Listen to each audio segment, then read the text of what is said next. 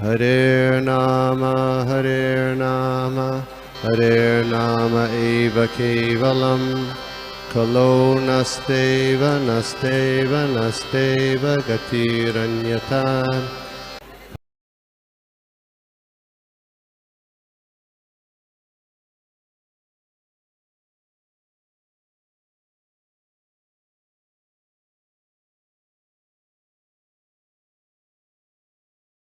Thank you Prabhu for this wonderful सेवा opportunity.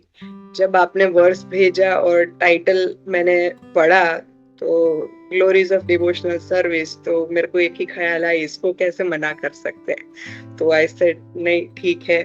और हमारे गुरुदेव और गुरु माता बहुत बड़े इंस्पिरेशन है। वो ऐसा वो मूवीज में दिखाते हैं ना कि सब कुछ गिर गया, फूट गया, मार गया, फिर भी वो उठ के लड़ाई करता है हीरो।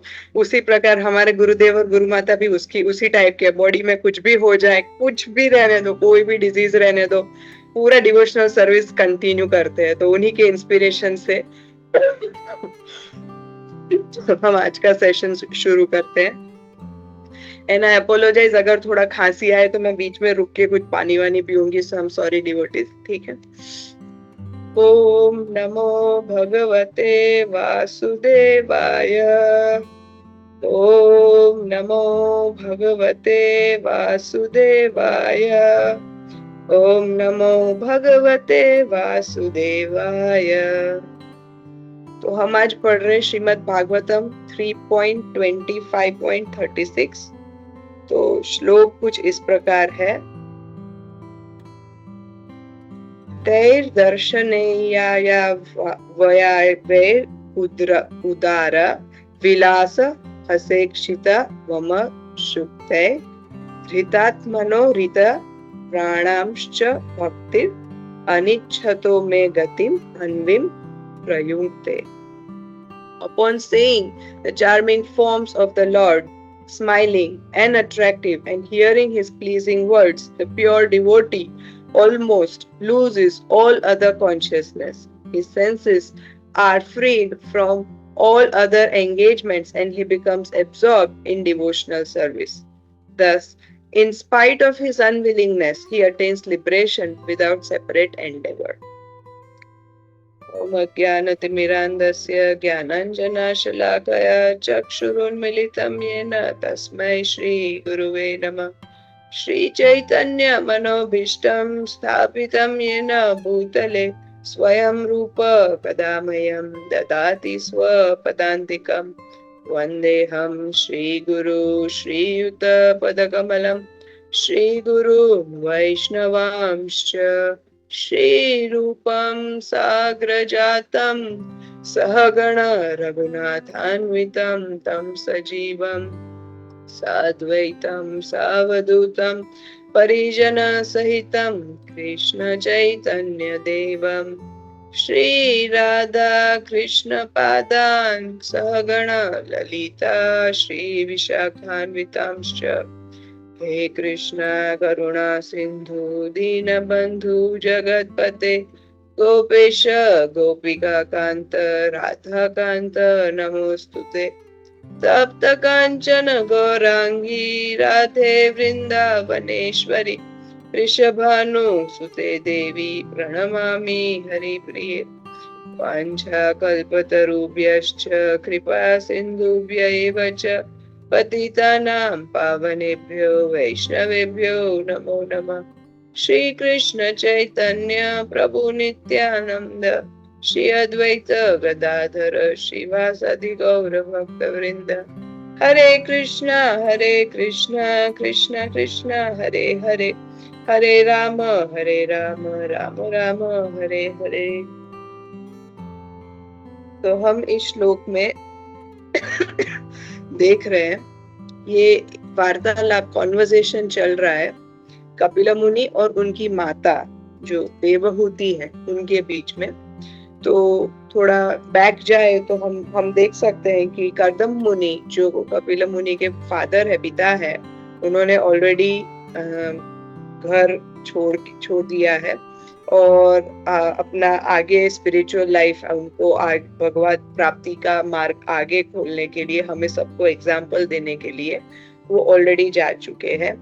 तो अभी घर उनकी पुत्रियों का भी विवाह हो चुका है और अभी कपिल मुनि और माता देवहूति जो है उन्होंने उनके बीच में वार्तालाप चल रहा है। माता देवहूति प्रश्न पूछ रहे हैं कपिल मुनि से अबाउट ये लाइफ के जीवन के सत्य के बारे में। तो कपिल मुनि बहुत खुश होके अपनी माता को ये उत्तर देते हैं और ये वार्तालाप एक जगह में हो रहा है जिसका नाम है बिंदु सरोवर। और बिंदु सरोवर अगर हम देखने जाए तो आज की तारीख में भी यहाँ पे गुजरात में महसाणा के पास सिद्धपुर ऐसी कोई जगह है, उसके पास आज भी हम उस जगह का दर्शन कर सकते हैं। तो ये क्वेश्चंस, ये बात चल रही है। तो सबसे पहले अभी तो हम देखेंगे बहुत सारा टेक्निकल चीजें बाद में आएंगी, बट सबसे पहले कपिल मुनि ने जो ग्लोरीज ऑफ डिवोशनल सर्विस, जो सेवा है भगवान की सेवा, उसकी पूरी कीर्तियों के बारे में बताया है। और आज का श्लोक भगवान के दर्शन करने के महत्व पे है। तो हमने देखा कि दर्शन का है, अगर हम इस परपोट को पढ़े तो प्रभुपाद का जो परपोट है उसमें मेनली प्रभुपाद ने अर्च विग्रह के दर्शन की बात की है। तो ऐसा क्यों है?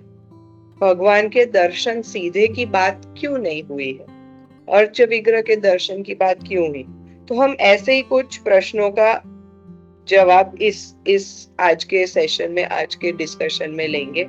सबसे पहला प्रश्न होगा कि क्यों अर्च विग्रह, ठीक है। उसके बाद पहले तो क्या है अर्च विग्रह, उसके बाद भगवान अर्च विग्रह के रूप में क्यों आते हैं, और उसके बाद प्रभुपाद ने 3 प्रकार के भक्त, प्रभुपाद ने इसमें लिखा है थर्ड क्लास डिवोटी, जो परपोट है उसमें। तो इसका मतलब वो बोगस वाला थर्ड क्लास नहीं है, थर्ड क्लास हम आज वो भी इसमें देखेंगे थोड़ा। और थर्ड क्लास से सेकेंड क्लास से फर्स्ट क्लास कैसे ऊपर उठे ये देखेंगे। और आज के क्लास की हाईलाइट होगी, थोड़ा सीक्रेट है बट हम ओपन कर देते हैं, हम आज एक्चुअल भगवान कृष्ण का दर्शन करने वाले। दिस इज अ फैक्ट, हम ऐसे ही नहीं बोल रहे। तो ये भी आएगा।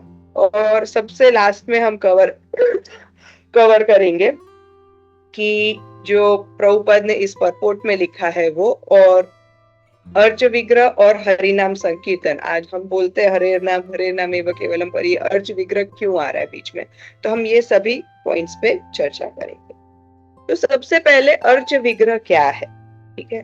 तो जो भगवान की सुंदर प्रतिमा, भगवान का जो सुंदर रूप जो मंदिर में हम देख सकते हैं, उससे कहते हैं विग्रह, अर्च विग्रह, या उसे कहते हैं डेइटी, इंग्लिश में डेइटी कहते हैं, ठीक है। तो अगर हम ऐसे सिंपल, कोई जिसको भक्ति के बारे में ज्यादा पता नहीं है, अगर हम वैसे लोगों को पूछे तो उनको अगर हम बोलते हैं तो वो एक ही चीज बोलते हैं कि इस्कॉन मंदिर में भगवान का मूर्ति बहुत सुंदर है। भगवान का वो लोग मूर्ति बोलते हैं, कोई लोग बोलते हैं कि स्टैचू बहुत अच्छा होता है, कोई लोग बोलते हैं आइडल, ठीक है। तो क्या ये सही है? बिकॉज अगर हम देखने जाए इंडिया में स्पेशली, तो बहुत सारे नेताओं के जो इम्पोर्टेंट पर्सनालिटीज है, गांधी जी के, इनके उनके हर किसी के मूर्ति होते हैं, हर किसी के स्टैचूज होते हैं। और हम देख सकते हैं कि जब गांधी जयंती, जो कि 1-2 आज या कल आज है ना, हाँ, जब गांधी जयंती ऐसा कुछ आता है तो उन पे भी फूलों की माला ऐसा कुछ चढ़ाते हैं। तो वो मूर्ति है और ये मंदिर में भी मूर्ति है, इन सब में डिफरेंस क्या है? ये एक सोचने वाली बात। इसीलिए हम कभी भी भगवान को कभी भी मूर्ति या आइडल या स्टैचू नहीं कहते हैं। बिकॉज इनका मीनिंग होता है वो चीज जो निर्जीव वस्तु, कोई पत्थर है, कोई लकड़ी है, कोई सीमेंट है, कोई ऐसी चीजों से बनाई जाती है और उसमें प्राण नहीं है, उसमें बिल्कुल प्राण नहीं है। ठीक है, हम देख सकते हैं कभी कभी बर्ड्स बैठते हैं उनके मूर्तियों पे, कभी कभी कुछ खराब करते हैं, कोई उसे कुछ माइंड नहीं करता है। टेम्पल में ये नहीं होता है, हम सिंपल कॉमन सेंस से भी ये समझ सकते हैं, टेम्पल में ऐसा नहीं होता है। ठीक है, तो जो अर्च है भगवान का, ठीक है, उसमें एक्चुअली हर रोज भगवान की पूजा अर्चना होती है, भगवान को खिलाया जाता है, भगवान के कपड़े बदले जाते हैं और उनका स्केड्यूल बहुत टाइट होता है। ये टाइम पे भगवान उठते हैं, ये टाइम पे भगवान का भोग होता है, ये टाइम पे श्रृंगार होता है, ये टाइम पे उनका दर्शन होता है, ये टाइम पे फिर सब ऐसा स्केड्यूल फिक्स है, हम देख सकते हैं। तो इसीलिए ठीक है, इसे कहते हैं डेटी वर्शिप या अर्च विग्रह सेवा। और हम जो फॉलो करते हैं इस्कॉन में वो नारद पंचरात्रि की विधि से, जो नारद मुनि ने बताया है उस हिसाब से हम फॉलो करते हैं। ठीक है, और अगर वो पत्थर से बने होते थे तो आपको ये सब करने की जरूरत ही नहीं थी, है ना। उनको कैसे तो खिला दिया, क्या कब मर्जी आई तो वो कुछ थोड़ा शक्कर, वो क्या मिश्री खिला दिया, थोड़ा मर्जी आया कोई ने लाया तो कुछ खिला दिया, तो थोड़ा मर्जी हुआ अरे आज एकादशी है तो कपड़े बदल दिए। बट हम क्या खाते हैं, हम तो पूरा 56 भोग खाते हैं, हम रोज नहाते हैं। बट तो अगर ये सब है तो उसे फिर विग्रह नहीं कहते, वो अगर ये सब करते हो तो उसे मूर्ति ही कहते हैं। और एक्चुअली हम देख सकते हैं अगर हम कोई भी जगह जहाँ विग्रह सेवा अच्छी चल रही है, कोई भी आप देखो, कोई भी जगह पे अगर अच्छी सेवा चल रही है तो आपको उधर अंदर जाके एक अलग स्पिरिचुअल वाइब्रेशन फील होगा, है ना। आप खुद देख सकते हैं कि नहीं, और बोलते भी है बहुत सारे लोग। ये हमारा, मेरा और आनंदवर्धन प्रभु का दोनों का एक्सपीरियंस है। घर से गाड़ी में मंदिर ड्राइव करने निकलेंगे, क्या क्या तो इश्यूज डिस्कस करेंगे, क्या क्या तो वो हमारा अलग ही लेवल पे चल रहा होगा डिस्कशन। पर जैसे ही उतरते हैं और मंदिर में पाँव रखते, पूरा कितना भी बुरा झगड़ा रहने दो, कितना भी बुरा ये वो रहने दो, हम जैसे ही टेम्पल में एंटर करते पूरी कॉन्शियसनेस चेंज हो जाती है। मतलब ऐसा लगता ही नहीं है कि कुछ हुआ था। That complete change of transformation ऐसा होता है बहुत बार। तो इससे हमें पता चलता है जब जिस जगह पे विग्रह सेवा हो रही है अच्छी तरीके से, अच्छे नियमों के अनुसार, तो आप खुद फील कर सकते हो। और मैं आई एम वेरी श्योर आप सबने भी ये एक्सपीरियंस किया होगा जब आप टेम्पल जाते हैं। और कभी कभी कोई ऐसे टेम्पल हम जाते हैं जहाँ ज्यादा सेवा नहीं हो रही, पूजा नहीं हो रही, भगवान ऐसे ही बैठे, तो आप आपको पता है ये इट्स नॉट द सेम। तो इसीलिए इसे कहते हैं विग्रह सेवा। तो जो श्रीमद् भागवतम का फर्स्ट 1.11.24 के परपोर्ट में प्रभुपाद ने बहुत अच्छे से लिखा है कि विग्रह, इंग्लिश में लिखा है बट मैं थोड़ा हिंदी में उसको पैराफ्रेज कर रही हूँ। विग्रह अगर ऐसी चीजों, भौतिक वस्तुओं, मटेरियल चीजों से बना है जैसे पृथ्वी, लकड़ा, स्टोन, बट एक्चुअली ये कुछ भौतिक चीजें नहीं है, इसमें कोई भौतिक मिलावट नहीं है। भगवान कैवल्य, उसका मतलब है he is the one only, और उनमें कोई भी प्रकार का ये मैटर, कोई भी प्रकार की ऐसी निर्जीव चीज नहीं हो सकती है। He is one without second and he can appear, मतलब वो कोई भी अपनी अहेतु की कृपा से वो कोई भी रूप में आ सकते हैं। और इसे हमें ऐसा नहीं समझना चाहिए कि ये पत्थर है। और एक चीज है, मैं अब स्क्रीन शेयर करेंगे। जब कभी भी विग्रह की बात आती है, मेरे को जिस प्रकार की सेवा मायापुर में हम देख सकते हैं, तो हमेशा ऐसा ही लगता है कि जो ऐसा है ना, हम ब्रह्म संहिता में पढ़ते हैं कि every step is a dance and every word is a song, वैसे ही every day is a festival. Mayapur में ऐसे ही लगता है। तो देख सकते हैं हम कितने सुंदर है राधा माधव, कितना सुंदर उनका रूप है, कितने सुंदर श्रृंगार है। तो ये है विग्रह सेवा। इसीलिए हम देख सकते हैं मंगला आरती के समय भी हजारों लोग आते हैं और हजारों लोग दर्शन करते हैं। तो इसका प्रूफ क्या है कि विग्रह से ये विग्रह है, ये मूर्ति नहीं है। तो जब पहले कोई भी लकड़ी हो, पत्थर हो, कोई भी मिट्टी का हो, कुछ भी हो, जब उसे बनाते हैं तो जो कभी कभी उसको जो बनाते हैं वो उसको पहले तो ये एक साइंस है। ये ऐसा नहीं है कि ऐसे ही बनाते हैं। सबसे पहले जो गुरु होते हैं, जो एडवांस डिवोटीज होते हैं, वो पहले बहुत प्रेयर्स करके, बहुत ऐसे फीलिंग से एक अपने उनका फॉर्म, भगवान का एक रूप का एक विजुअलाइजेशन करते हैं और फिर डीटीज को ऐसे देते हैं बनाने के लिए।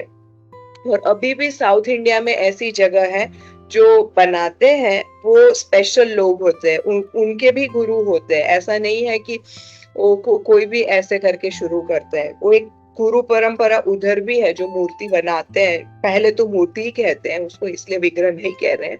तो पहले उसको बनाने के लिए भी एक स्पेशल होते हैं, तो उनके पास जाते हैं, उनको बताते हैं हमें ऐसा चाहिए, ऐसा चाहिए, ये भाव चाहिए, हमें हाथ ऐसा चाहिए, हाथ ऐसे चाहिए, ऐसा सब बता के फिर वो लोग एक स्पेसिफिक स्टोन ढूंढते हैं। ऐसा नहीं है कि कोई भी पत्थर उठा के काट कूट करना शुरू किया, उसका स्पेसिफिक सब होता है। इसीलिए इसे साइंस कहते हैं। और ये सब होने के बाद एक स्पेशल पूजा होती है और उसे कहते हैं प्राण प्रतिष्ठा महोत्सव। तो इस साइड हम देख सकते हैं भगवान की आंखें बंद है। तो पहले होता है नयन मिलन, कुछ ऐसे बहुत सारे नाम है, बहुत सारी प्रोसेस है। लास्ट के दिन एक यज्ञ होता है जिसमें, एक मिनट सॉरी,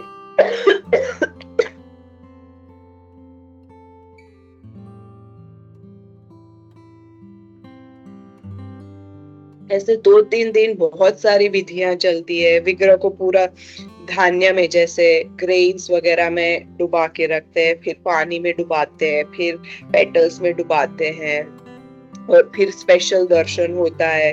और फिर लास्ट डे पे उनका ऐसे उंगली पे एक, उंगली या हाथ पे ऐसे कुछ एक धागा बांधते हैं और वो यज्ञ से कनेक्ट करते हैं।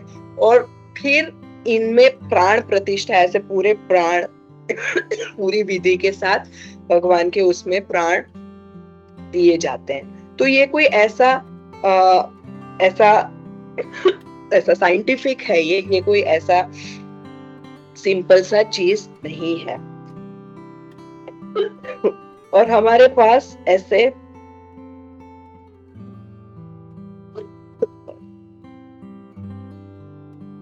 हम प्लीज 1 मिनट के लिए ब्रेक लेते हैं प्लीज, थोड़ा खांसी ज्यादा हो रहा है।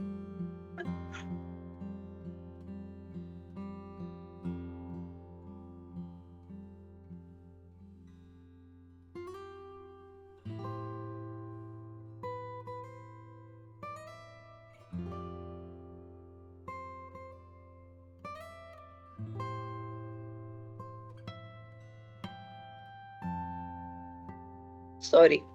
और फिर हम दूसरा एक रीजन इन्हें मूर्ति नहीं कहते हैं, क्योंकि हम सबको थोड़ा आइडिया होगा कि भगवान हमारे साथ रेसिप्रोकेट करते हैं। कितनी बार ऐसा हुआ है, हम कुछ प्रेयर करते हैं और सीधा कुछ फूल गिरता है। कभी कभी ऐसा होता है कि आप बहुत दिल से कुछ प्रार्थना करते हैं और भगवान आपकी प्रार्थना सुन लेते हैं, एंड देयर इज पुजारी आके कुछ बोलता है, या पुजारी आपको आके कुछ उसी प्रकार, उसी टाइप का कुछ देता है। और ऐसे बहुत सारे हम नोटिस कर सकते हैं। मेलबर्न टेम्पल में तो ऐसा बहुत हुआ है। एक बहुत सीनियर डिवोटी है, उनका नाम है चारू चैतन्य प्रभु। चारू चैतन्य प्रभु भगवान को 8:40 रात के 8:40 का भोग लगा रहे थे और थोड़ा लेट हो गया। चारू चैतन्य प्रभु सुन नहीं सकते, उनका हियरिंग बहुत खराब है।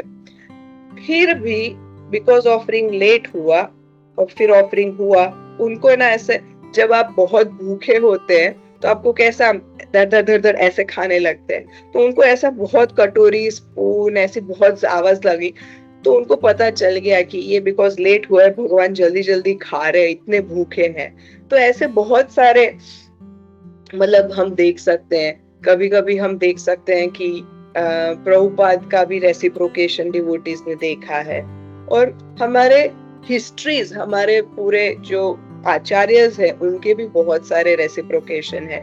जो हम साक्षी गोपाल की कथा तो हम सब जानते हैं, साक्षी गोपाल के बारे में कि कैसे भगवान साक्षी गोपाल के रूप में आए।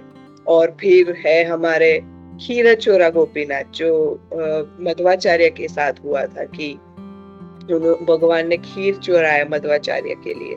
तो ऐसी बहुत सारी लीलाएं हैं जिससे हमें पता चलता है कि नहीं, भगवान कोई पत्थर नहीं है। और ऐसे पुस्तक भी लिखे गए हैं, मायापुर में जो नरसिंह देव है उनकी बहुत सारी ऐसी लीलाएं हैं कि उन्होंने भक्तों के साथ रेसिप्रोकेट किया है। एक मुझे याद आ रहा है, एक माता जी को ऐसा ही बोलते थे, I want my eyes, I want my eyes, ऐसा हमेशा बोलते थे।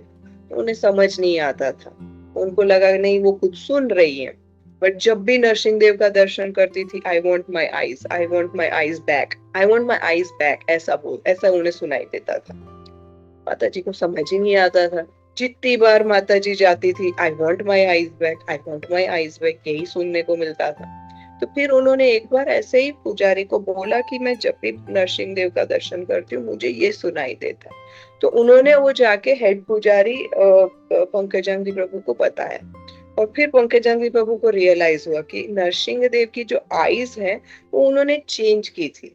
जो हमारे नरसिंह देव मायापुर में है वो उग्र का स्वरूप है, तो कभी भी आप देखोगे उनकी आईज रेड होंगी, तो उन्होंने वो चेंज करके थोड़ा माइल्ड फॉर्म ऐसा दे दिया था, और फिर उन्होंने आईज चेंज कर दी, तो भगवान की आईज वो नॉर्मल रेड वाली।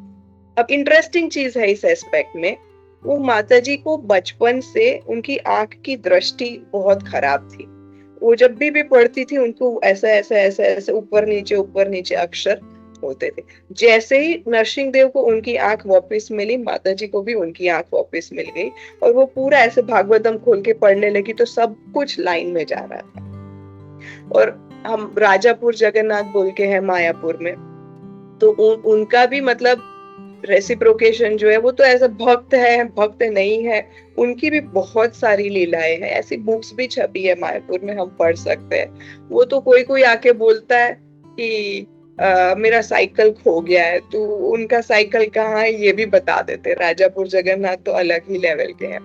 और राजापुर जगन्नाथ के आसपास जो आम के पेड़ है ना, वो बहुत बार पुजारियों को ऐसे उनके भगवान के कपड़े फटे हुए दिखते थे। ये क्यों ऐसे, हाँ, सोचने में नहीं आता है ना भगवान के कपड़े फटे हैं। फिर पता चला कि वो आम खाने जाते हैं, ऐसे ऐसे बहुत सारी लीलाएं, उसमें कपड़े फट जाते हैं, ऐसी बहुत सारी लीलाएं। तो ये हम देख सकते हैं कि ये भगवान पत्थर नहीं है, भगवान विग्रह है।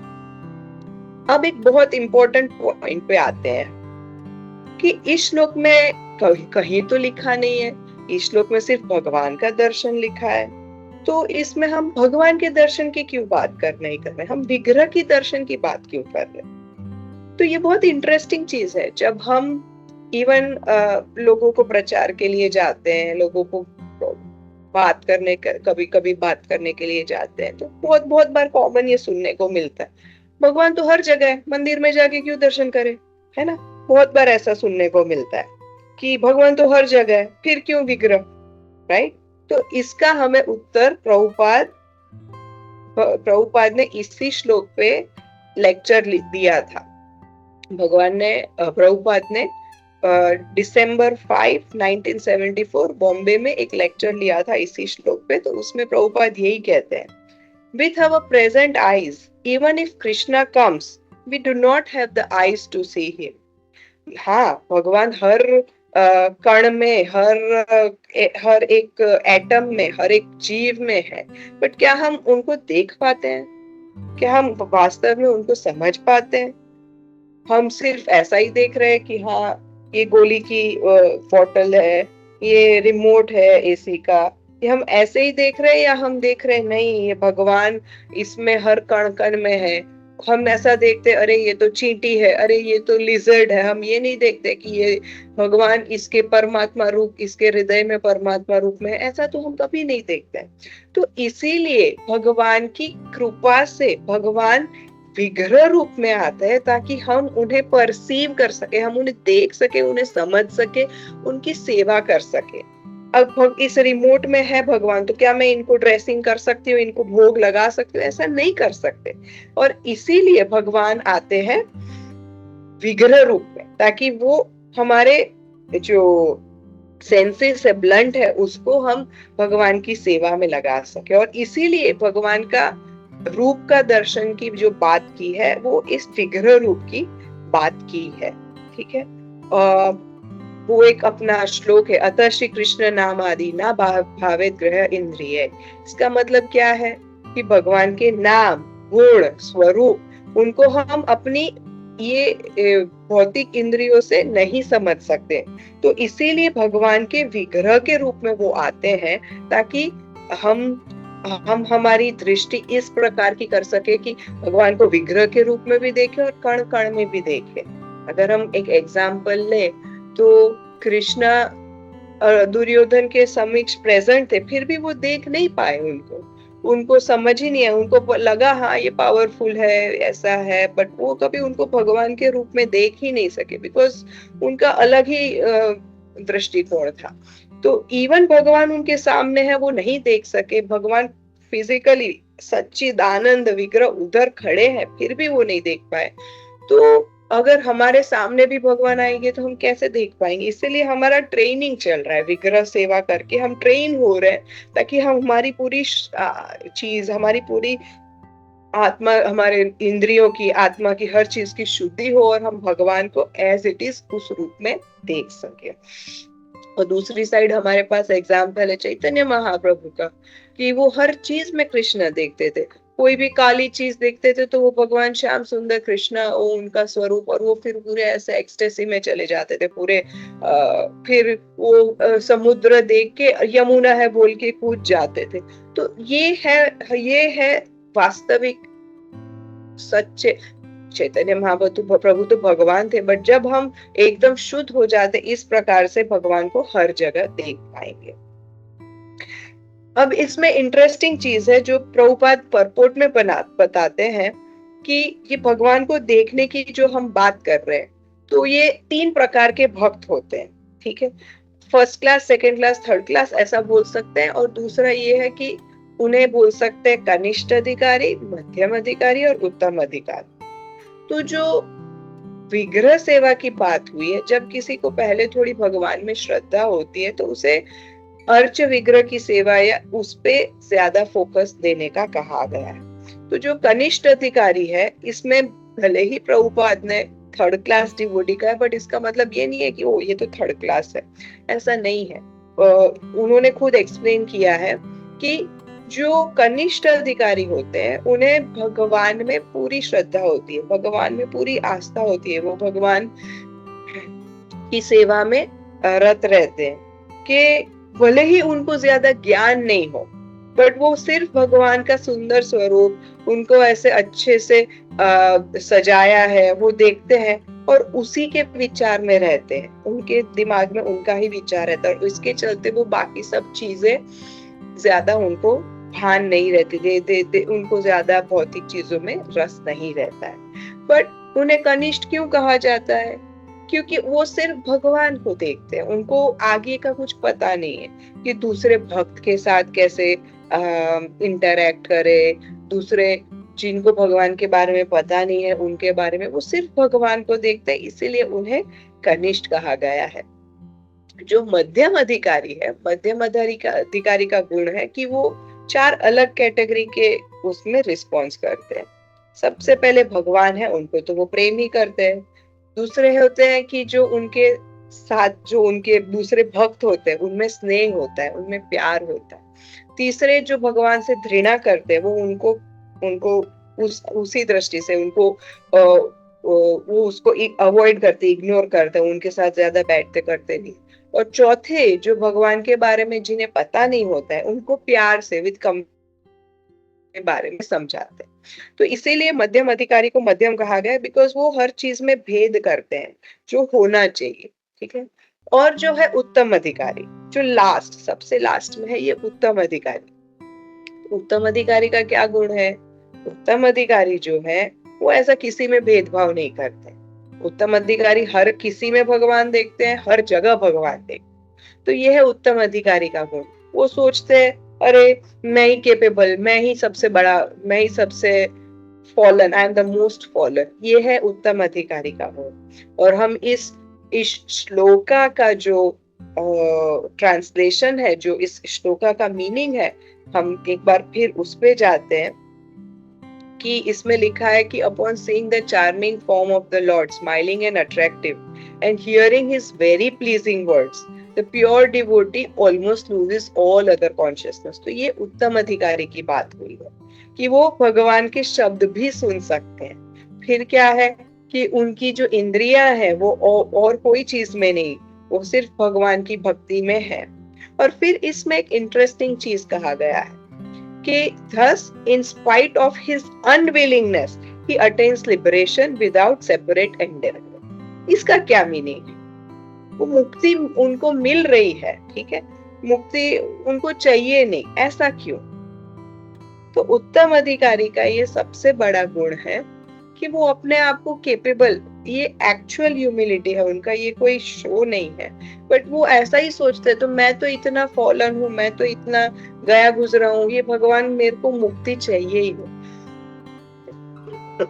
बट बिकॉज वो इतने शुद्ध है, वो इतने भगवान की चेतना, उनकी चेतना पूरी भगवान के अंदर विलीन हो चुकी है कि उनको कुछ करना ही नहीं पड़ता, उनको मुक्ति ऐसे ही मिल जाती है। तो ये श्लोक में जो बताया गया है वो एक्चुअली उत्तम अधिकारी के बारे में बताया गया है।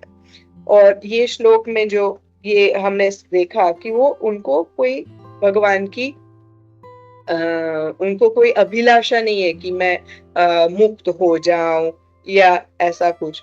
तो इसीलिए उनको ऑलरेडी उनका एब्जॉर्प्शन इतना है भगवान में कि उनको ऑलरेडी भगवान मिल गए हैं। तो वैसे एक तरीके से देखा जाए तो उनको कोई जरूरत ही नहीं है इस प्रकार की मुक्ति की, वो ऑलरेडी कृष्णा कॉन्शियस है, ऑलरेडी भगवान को प्राप्त कर चुके हैं एक तरीके से।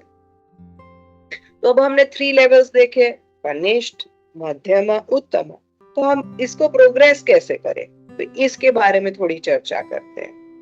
तो सबसे पहले भागवतम में एक बड़ा सुंदर श्लोक आता है, अभी थोड़े टाइम बाद आएगा, ये हमें 28 चैप्टर में, इसी कैंटो में, 3rd कैंटो में 28 चैप्टर में 21 श्लोक है।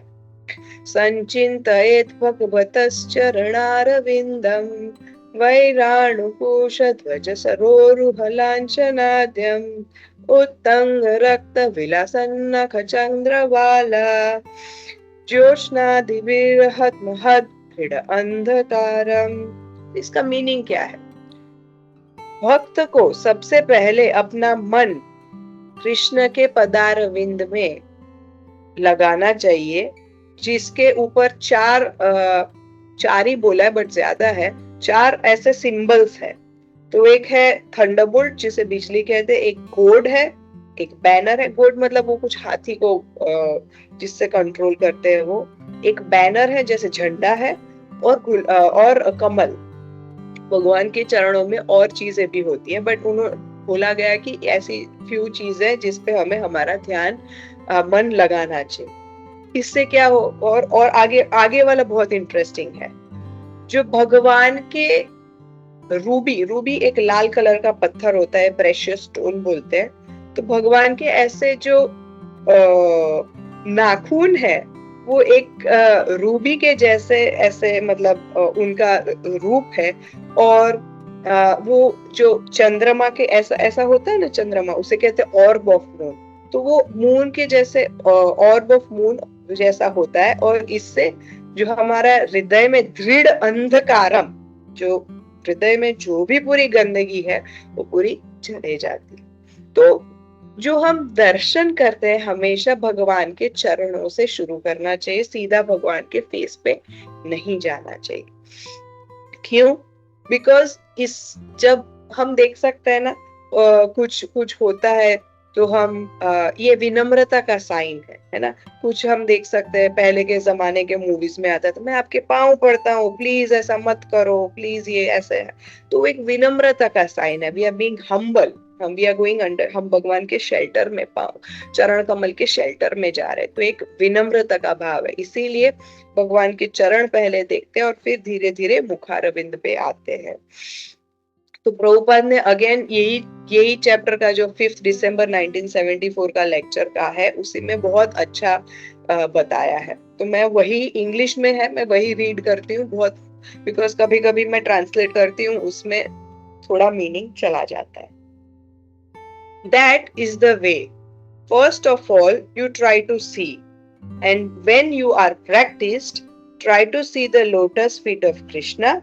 And when you are practiced in that habit, even after visiting the temple, if you go home, you are practiced to see the lotus feet of Krishna. That is meditation. So, darshaniya avyayay, different limbs.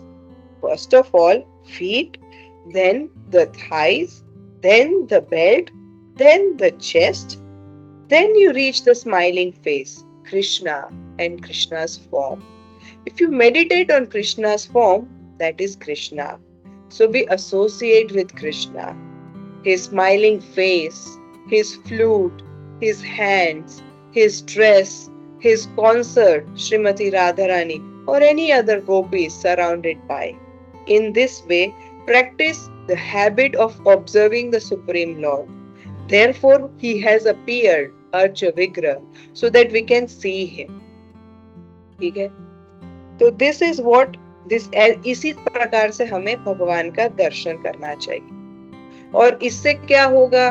तो प्रभुपाद ने इस purport, इसी श्लोक के purport में कहा है कि इवन तो जो थर्ड क्लास डिवोटी है, जो ज्यादा एडवांस नहीं, वो सिर्फ ऐसे भगवान को दंडवत करते हैं, भगवान के बारे में सोचते हैं और भगवान के मंदिर जाते हैं, फूल फल आदि लेके जाते हैं, वो ऐसे ही मोक्ष की प्राप्ति करते हैं। तो यही कहा गया है। और हम देख सकते हैं बहुत सारे विग्रह है, राधा कृष्ण, लक्ष्मी नारायण, सीताराम, तो ये सब बहुत सुंदर तरीके से जब उनका श्रृंगार होता है और इसमें हम हमारा ध्यान लगाते हैं, ना ही कि कोई स्पेक्यूलेशन, ना ही कि सोच या कोई और ऐसे हठ योग ये वो कुछ करने की जरूरत नहीं है। अगर हम सिंपली भगवान के रूप का स्मरण करें तो ये भी हम एक्चुअली मोक्ष की प्राप्ति करेंगे। हम देख सकते हैं, एग्जाम्पल है कुमार, 4 कुमार का, कि वो तो ऑलरेडी लिबरेटेड थे। हम देख सकते हैं सुखदेव गोस्वामी जो जन्म से ही लिबरेटेड थे, बट उन्हें भगवान के रूप में आसक्ति हुई। तो इवन जो लिबरेटेड स्टेट में है तो वो ऐसा रूप में अब जब भगवान का रूप देख लेते हैं तो उनको भगवान की जो सुंदरता है वो आकर्षित करती है। तो यही हमें करना चाहिए।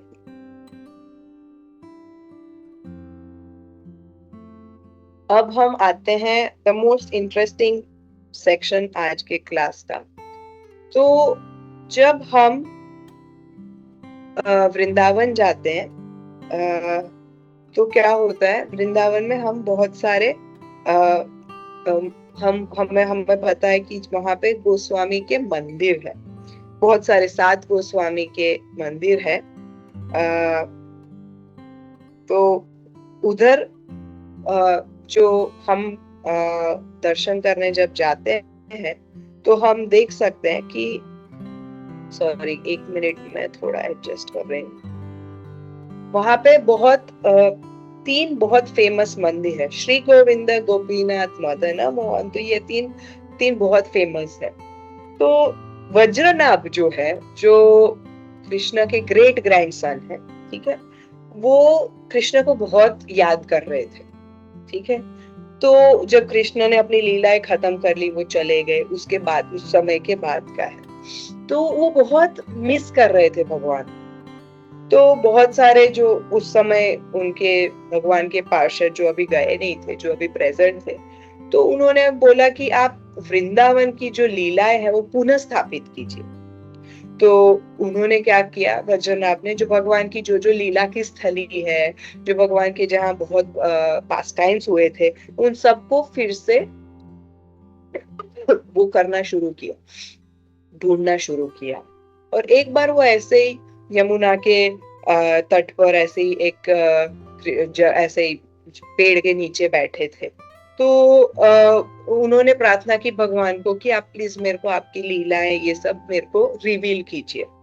तो उसके बाद उन्होंने, भगवान ने कृपा की, और फिर क्या हुआ, he sat under a tree and Krishna and prayed to Krishna pastime, yes, और भगवान की कृपा मिली उन्हें, ठीक है।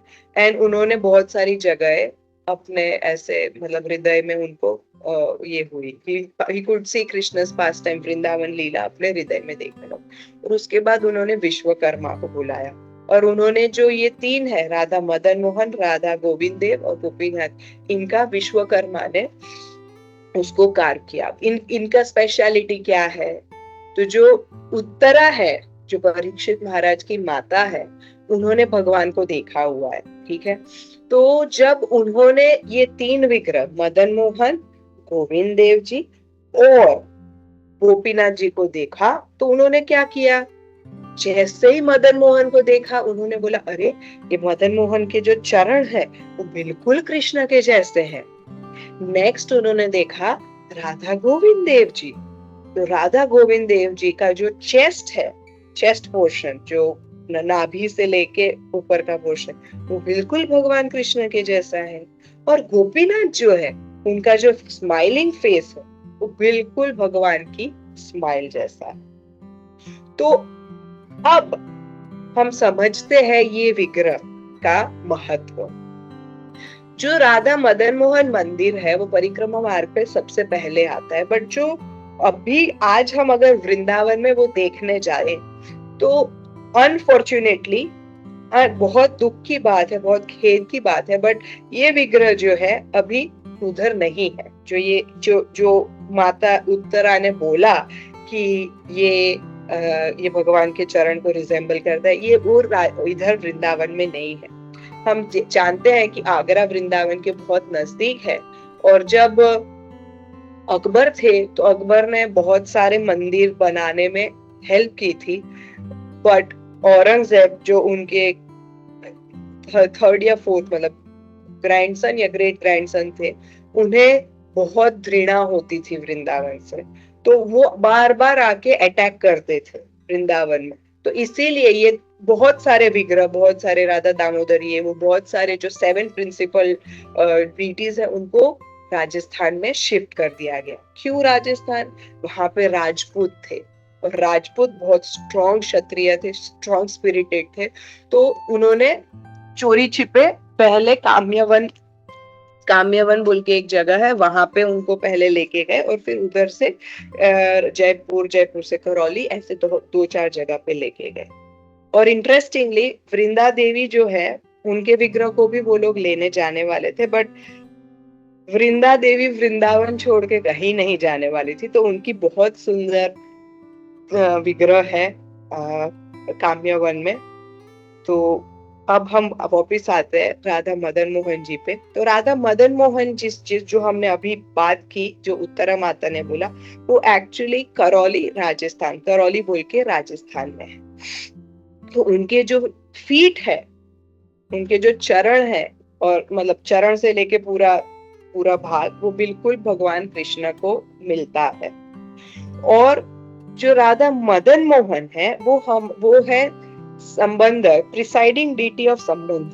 तो हम 3 शब्द है, संबंध, अभिधेय, प्रयोजन। तो संबंध ज्ञान, ये हमारी स्पिरिचुअल लाइफ का एक वो है, क्या बोलते हैं, ये हमारा सूत्र है। तो संबंध का मतलब क्या है? संबंध ज्ञान मतलब हम हमारे भगवान से ओरिजिनल रिलेशनशिप जो है वो स्थापित करने की कोशिश करें। तो जो राधा, ये मदन मोहन जी हैं, वो एक्चुअली, मदन का मतलब होता है क्यूपिड और कामदेव।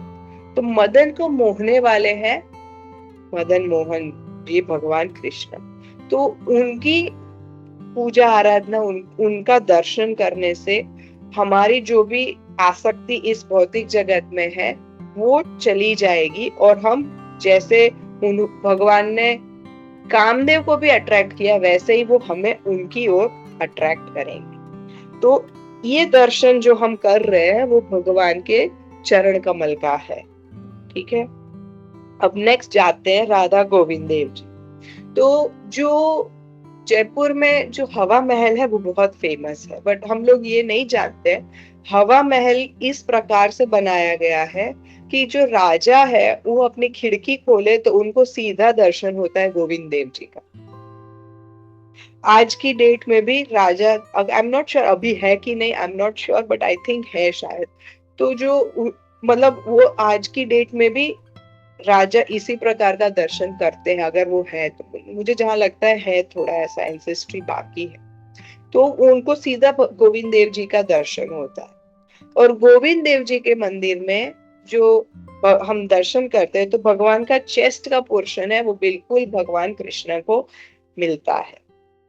और ये जो विग्रह है ये अभिधेय का है, अभिधेय, प्रिसाइडिंग डीटी ऑफ अभिधेय। इसका मतलब क्या है, तो हम पहले तो अपना स्वरूप से हम पहले समझ गए, ठीक है जीवेर स्वरूप है नित्य कृष्णदास, तो उसके हिसाब से जो हम डिवोशनल सर्विस करते हैं उसे एक्टिंग अकॉर्डिंग टू दैट, इसे अभिधेय कहते हैं। ठीक है, जो रूप गोस्वामी, जो हमने ये मदन मोहन जी देखे वो एक्चुअली सनातन गोस्वामी ने स्थापित किए थे, और जो ये है वो रूप गोस्वामी ने स्थापित किए थे, और वो हमारे अभिधेय के आचार्य है। और वो बताते हैं, रूप गोस्वामी जो भक्ति रसामृत सिंधु है उसमें उन्होंने बताया है कि कैसे हमें भक्ति करनी चाहिए, कैसे डिवोशनल सर्विस करना चाहिए। तो this deity of Radha Govind Dev Ji accepts service and gives inspiration for increasing surrender on the path of Bhakti Yoga। तो ये है हमारे राधा गोविंद देव जी जो आज की डेट में जयपुर में है। और अब आते हैं द स्माइलिंग फेस की ओर, राधा गोपीनाथ जी, इनका भी विग्रह जयपुर में है। ठीक है, इनका जो ब्यूटीफुल मुखमंडल है वो भगवान का स्माइलिंग फेस को रिजेंबल करता है। एग्जैक्टली कृष्ण का स्माइल राधा गोपीनाथ जी जैसा है। और ये है प्रयोजन के प्रिसाइडिंग डीटी ऑफ प्रयोजन। प्रयोजन क्या है, ये हमारे जीवन का उद्देश्य है। जीवन का उद्देश्य क्या है, भगवत प्रेम की प्राप्ति। और रघुनाथ दास गोस्वामी है वो प्रयोजन आचार्य है और ये उनका विग्रह है। And Prayojan deity represents Prayojan Tattva, which is the truth about life's ultimate goal, pure love of Krishna. अब आता है इंटरेस्टिंग पार्ट। हमारे गुरुदेव गुरु माता अभी थोड़ा ट्रैवल नहीं करते, बट पहले जब होते थे तो वो हमें वृंदावन से जयपुर ऐसे दर्शन के लिए लेके जाते थे। ये हम 10-12 साल पहले की बात कर रहे हैं। और ऐसा होता था, हम निकलते हैं और एक ही दिन में अगर आपने करौली जो राधा मदन मोहन है, फिर है आपके राधा गोविंद देव जी और राधा गोपीनाथ, इस एक ही दिन में अगर आपने तीनों का दर्शन किया तो आपने पूरा भगवान कृष्ण का दर्शन किया है ना। इनके लोटस फीट है, इनका स्माइलिंग फेस है। तो अगर जब हम उनका दर्शन करते हैं तो हमने पूरा भगवान का ऊपर से लेके नीचे दर्शन किया। तो ये बड़ा चैलेंज होता था क्योंकि ऐसे 10-12 गाड़ियां लेके जाते थे, सबको इधर जाना है उधर जाना है, तो बड़ा चैलेंज होता था। और कभी कभी तो ऐसे होता था, हमने खुद ने एक्सपीरियंस किया, एक गाड़ी ब्रेक डाउन होता था। अनफॉर्चुनेटली वो मेरा ही गाड़ी होता था जो हमेशा ब्रेक डाउन होता था। उस टाइम पे रास्ते भी बड़े खराब होते थे और ऐसे ही हम जाते थे। तो ऐसे जो गोविंद देव जी टेम्पल है बहुत फेमस है, पर गोपीनाथ जी थोड़े लेस फेमस है, बिकॉज सबको इस लीला का पता नहीं है कि अगर हमने मदन मोहन, गोविंद देव जी और गोपीनाथ का दर्शन ऐसे लाइन में एक साथ किया तो हमने चरण से लेके चेस्ट से लेके फेस, ऐसे gradually from feet to chest to face आ रहे हैं ना हम, ऐसे तो भगवान का पूरा दर्शन किया। सनराइज सनसेट के बीच में अगर हम ये दर्शन करते हैं तो हमने भगवान का पूरा दर्शन किया। तो जो जो ड्राइवर वगैरह लोग हैं ना, उनको ये गोपीनाथ जी के बारे में ज्यादा पता नहीं है।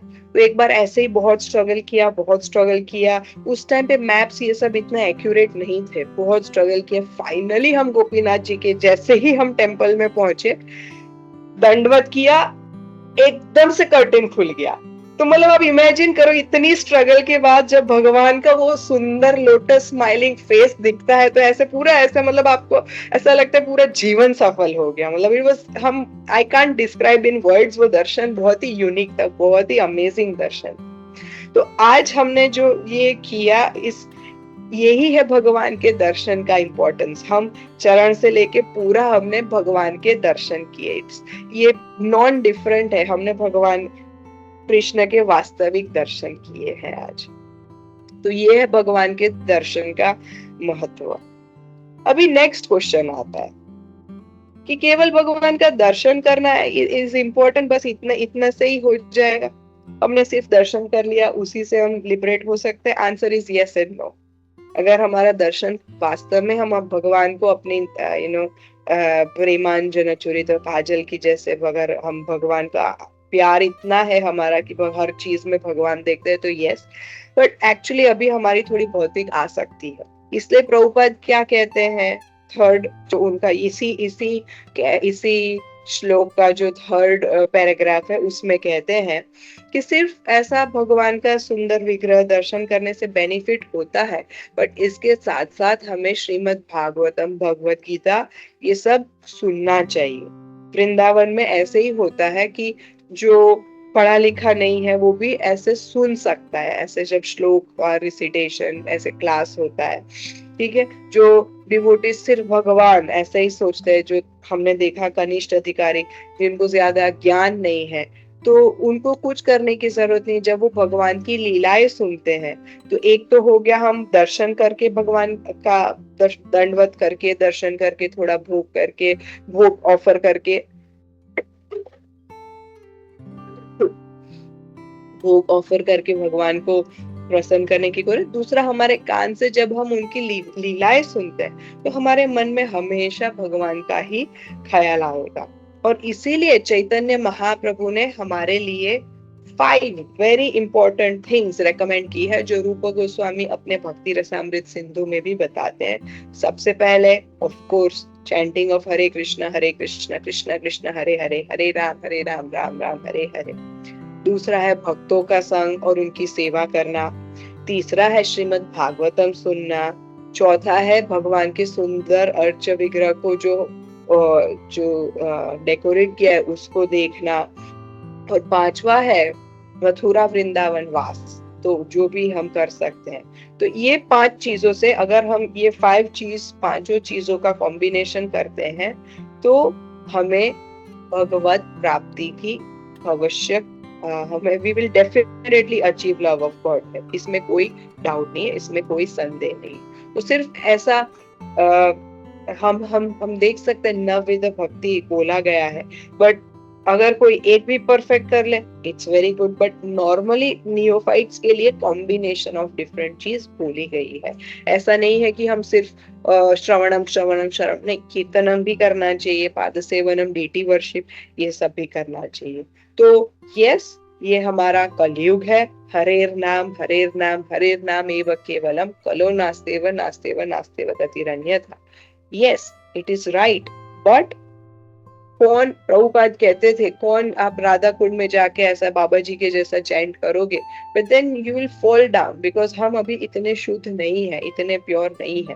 और इसीलिए हमें कॉम्बिनेशन, इन सब का कॉम्बिनेशन कहा गया है। और ये हम श्रीमद् भागवतम के 6.3.25 में पढ़ेंगे, जो मैं अभी पढ़ रही हूँ।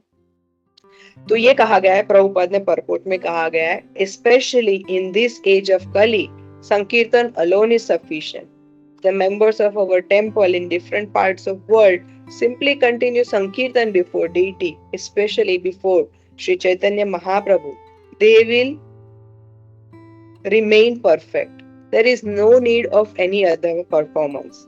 Nevertheless, to keep oneself clean in habits and in mind, deity worship and other regulative principles are required. Srila Jiva Goswami says that although Sankirtan is sufficient for perfection of life, the archa or worship of deity in the temple must continue in order that the devotees may stay clean and pure. Bhaktisiddhanta Saraswati Thakur therefore recommended that one follow both process simultaneously. We strictly follow the principle of performing deity worship and Sankirtan along parallel lines. This we should continue.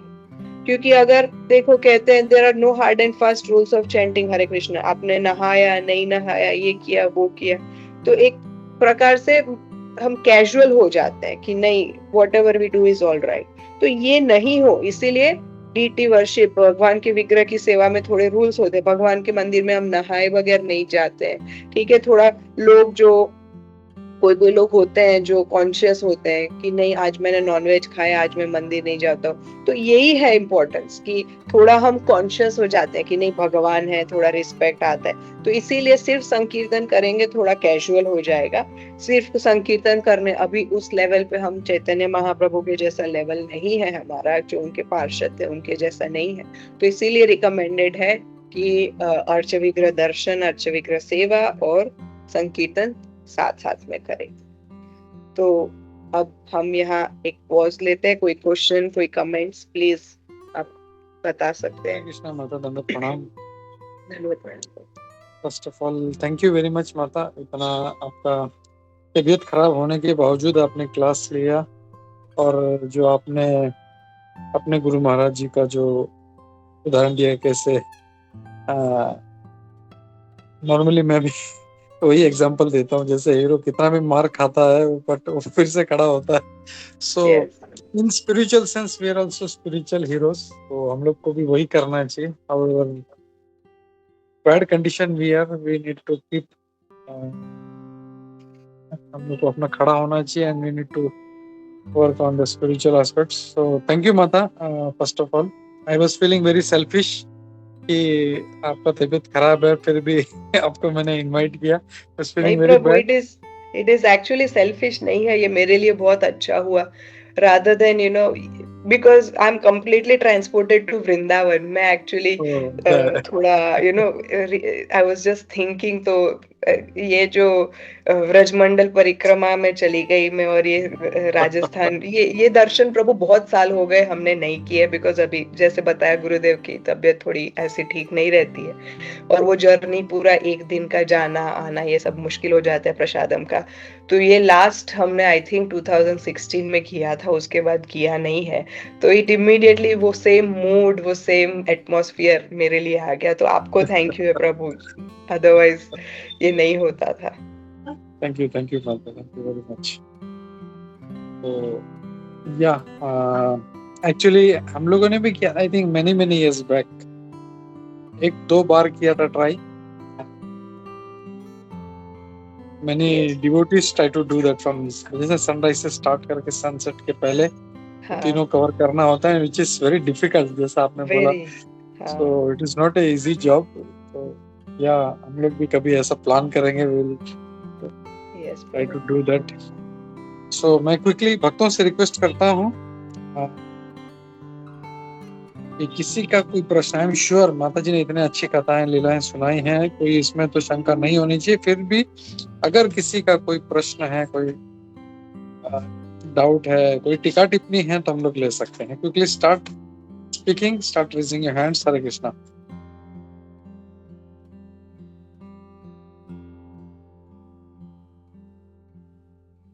या Hare Krishna. I am sure क्योंकि माता जी आपने इतना अच्छा आपने वर्णन किया सारा लीलाओं का, और जैसे अर्च विग्रह क्या होता है, how it is based on Narada Pancharatra, फिर मायापुर के जो डेटीज का खास करके नरसिंह देव का जो आपने वर्णन किया, इसलिए हम लोग सबने पढ़ा है वही अभी, लेकिन काफी टाइम हो गया, लेकिन आपने जब वापस वर्णन किया तो it just started rewinding in the mind. And Rajapur का भी इट्स वेरी फनी, कैसे वो आम खाने के लिए जाते हैं और कपड़े फटे हुए होते हैं। Yes bro, it's really really very nice. और ये सब चीजें हम लोगों को मतलब एक वापस विश्वास दिलाती है हम लोग, इट गिव्स अस फेथ, नहीं भगवान है, अभी भी हैं, वो अपनी लीला कर रहे हैं, बस हम लोग मूर्ख हैं, हम लोग नहीं देख पा रहे हैं। So that's very sad on our part. और ये जो आज का जो पूरा श्लोक था कनिष्ठ भक्त का, तो आई थिंक मैं अभी तक ये सोच रहा था मैं शायद कनिष्ठ भक्त हूँ, लेकिन आज का प्रपट पढ़ने के बाद लगता है कि उसके लायक भी नहीं हूँ मैं। सो Prabhupada has really given very nice thing and और ये जो आपने फिर जो संबंध ज्ञान अभी संबंध अभिधेय प्रयोजन के बारे में बताया, तो that was also very nice. और कैसे जो ये 3 विग्रह भगवान के 3 चरण, वक्षस्थल और चेहरा है, तो आई एम श्योर कई लोग नए हैं इसमें and they will get benefited by hearing this. So thank you mata, ऐसे ही आते रहिए। We pray for your good health, आप जल्दी से ठीक हो जाए माता।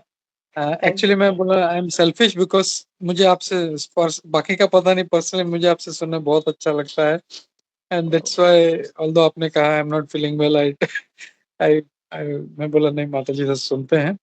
तो थैंक यू वंस अगेन माता, थैंक दंडवत यू फॉर प्रणाम। द अपॉर्चुनिटी प्रभु। ऑल ग्लोरीज ये प्रभुपाद और हमारे गुरु महाराज की कृपा है, भक्तों की जय कृपा है प्रभु। जय जय जय।